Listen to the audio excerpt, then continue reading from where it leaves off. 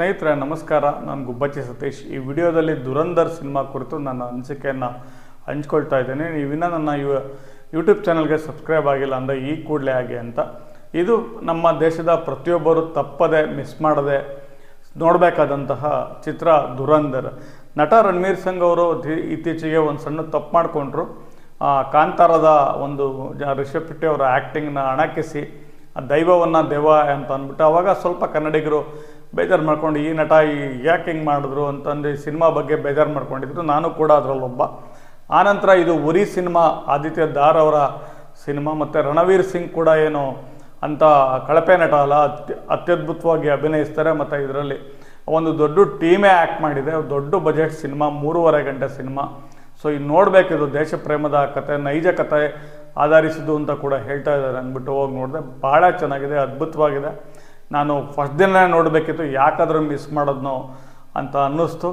ಆದರೆ ಇವತ್ತು ನೋಡ್ಕೊಂಬಂದು ಈ ವಿಡಿಯೋ ಮಾಡ್ತಾಯಿದ್ದೀನಿ. ನೀವು ಕೂಡ ಆದಷ್ಟು ಬೇಗ ಹೋಗಿ ಸಿನಿಮಾ ಥಿಯೇಟ್ರಲ್ಲೇ ಈ ಸಿನಿಮಾ ನೋಡಿ ಅಂತ ಹೇಳ್ತಾ, ಈ ಸಿನಿಮಾ 3.5 ಗಂಟೆ ಇದೆ. ಬಟ್ ಇದನ್ನು ಚಾಪ್ಟರ್ ವೈಸ್ ಹೇಳ್ತಾ ಹೋಗೋದ್ರಿಂದ, ಆ ಪಾತ್ರಗಳನ್ನ ಇಂಟ್ರೊಡ್ಯೂಸ್ ಮಾಡೋದ್ರಿಂದ, ಸೊ ಒಳ್ಳೆ ಬ್ಯಾಕ್ಗ್ರೌಂಡ್ ಮ್ಯೂಸಿಕ್ಕು. ಯಾವ ರೀತಿ ಅಂದರೆ ಹಳೇ ಒಂದು ಹಿಂದಿ ಚಲನಚಿತ್ರ ಗೀತೆಗಳೇನು ಪಾಪ್ಯುಲರ್ ಇದ್ವು ಅವನ್ನೆಲ್ಲ ರೀಮಿಕ್ಸ್ ಮಾಡಿ ಯೂಸ್ ಮಾಡಿದ್ದಾರೆ.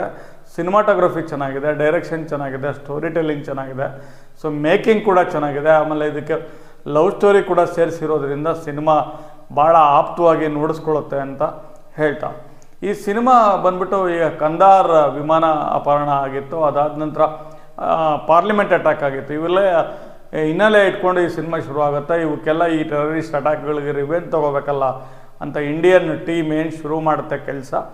ನಿಧಾನವಾಗಿ ಹಿಂದೂಗೆ ಹಿಂದೂನೇ ಶತ್ರು, ಇದನ್ನೆಲ್ಲ ನಿಧಾನಕ್ಕೆ ಬಗ್ಬಡಿಬೇಕು ಅಂತ ಹೇಳ್ಬಿಟ್ಟು ನಮ್ಮ ದೇಶದ ಒಬ್ಬ ಸೈನಿಕರ ಸ್ಪೈ ರೂಪದಲ್ಲಿ, ಗೂಢಾಚಾರಿ ರೂಪದಲ್ಲಿ ಪಾಕಿಸ್ತಾನಕ್ಕೆ, ಕರಾಚಿಗೆ ಕಳಿಸುವುದೇ ಈ ಕತೆ. ಆತ ಹೋದಂತಹ ಆತ ಅಲ್ಲಿ ಕಳ್ಳರೊಳಗೆ ಆತನೂ ಒಬ್ಬನಾಗಿ ಹೆಸರು ಮಾಡಿಕೊಂಡು ಹೇಗೆ ರಿವೆಂಜ್ ತೊಗೊಳ್ತಾನೆ ಅದನ್ನು ಸಿನಿಮಾದಲ್ಲಿ ಭಾಳ ಚೆನ್ನಾಗಿ ತೋರಿಸಿದ್ದಾರೆ.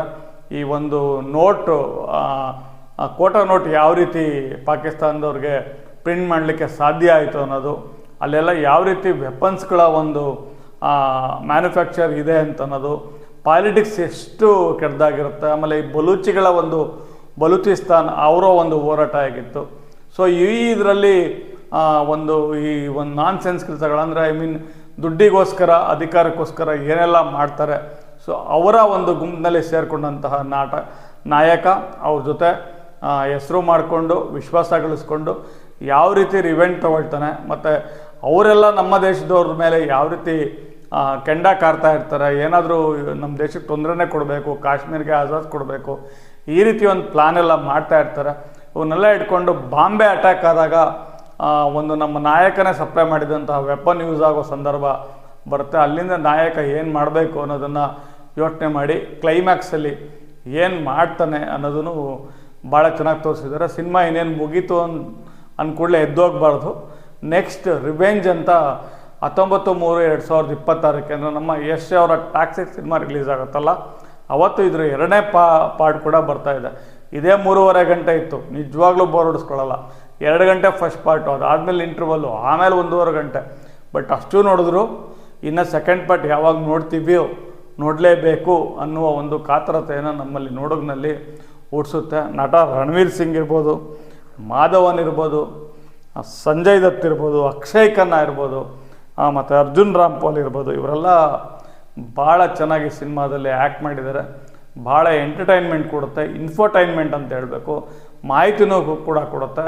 ಸೊ ನಮಗೆ ಎಲ್ಲೋ ಒಂದು ಕಡೆ ನಮ್ಮ ದೇಶದವರೇ ಯಾವ ರೀತಿ ನಮ್ಮ ದೇಶಕ್ಕೇ ಮೋಸ ಮಾಡ್ತಿದ್ದಾರೆ ಅನ್ನೋದು ಕೂಡ ಗೊತ್ತಾಗುತ್ತೆ. ಪಕ್ಕದ ಪಾಕಿಸ್ತಾನ ಯಾವ ರೀತಿ ಒಂದು ಟೈಮ್ ಕೂಡ ಅದಕ್ಕೆ ಅದು ಕಾಯ್ತಾ ಇರುತ್ತೆ, ನಮಗೆ ತೊಂದರೆ ಕೊಡಬೇಕು ಟೈಮ್ಗೋಸ್ಕರ ಅನ್ನೋದು. ನಮ್ಮ ಇಂಟೆಲಿಜೆನ್ಸ್ನವರು ಯಾವ ರೀತಿ ರಿವೆಂಜ್ ತೊಗೊಳ್ತಾರೆ ಅನ್ನೋದು ಕೂಡ ನಮ್ಮ ದೇಶದ ಒಂದು ದೇಶಭಕ್ತಿಯ ಪ್ರತೀಕವಾಗಿ ನಮ್ಮ ಸೈನಿಕರು ಯಾವ ರೀತಿಯೆಲ್ಲ ಕೆಲಸ ಮಾಡ್ತಾರೆ ನಮ್ಮ ಟೀಮ್ ಅನ್ನೋದು ಕೂಡ ಸಿನಿಮಾದಲ್ಲಿ ಎದ್ದು ಕಾಣುತ್ತೆ. ಮಿಸ್ ಮಾಡ್ದಲೆ OTTಗೆ ಬರುತ್ತೆ, ಅವಾಗ ನೋಡ್ತೀನಿ ಇವಾಗ ನೋಡ್ತೀನಿ ಅಂತ ಕಾಯ್ಕೊಂಡು ಕೂತ್ಕೋಬೇಡಿ, ಹೋಗಿ ಥಿಯೇಟ್ರಲ್ಲಿ ನೋಡಿ ಅಂತ ಹೇಳ್ತಾ, ನನಗೆ ಭಾಳ ಒಂದು ಹೆಮ್ಮೆ ಅನ್ನಿಸ್ತು ಈ ಸಿನಿಮಾ ನೋಡಿ. ಮತ್ತೊಂದು ವಿಡಿಯೋದಲ್ಲಿ ಮತ್ತೆ ಸಿಗೋಣ. ನಮಸ್ಕಾರ.